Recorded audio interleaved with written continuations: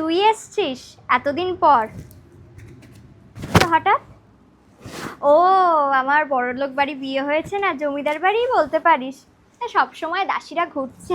হ্যাঁ হ্যাঁ, তোকে ইনভাইট করতে ভুলে গেছিলাম। তাতে কি হয়েছে, তোর আশা কি আটকেছে আমার বাড়ি? ঠিক আছে, বস বস, কি খাবি বল?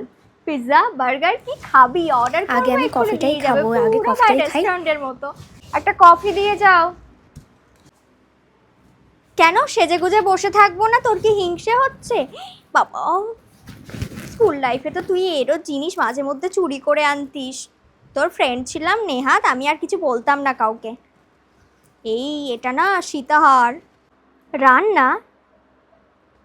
রান্না আমি করব কেন? রান্না করার 10টা লোক রয়েছে। কি খাবি বল না, এক্ষুনি দিয়ে যাবে। কি খাবি? চাইনিজ? এক্ষুনি বানিয়ে দেবে। বাইরে যেতেই হয় না, বাড়িতেই সব ব্যবস্থা ভাই।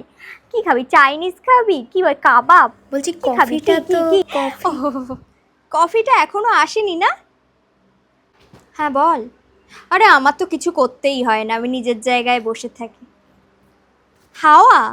আমাকে তো এক্ষুনি যে কোনো কাউকে বললেই হাওয়া করে দেবে এসে। হ্যাঁ, হাওয়া করার লোক আছে।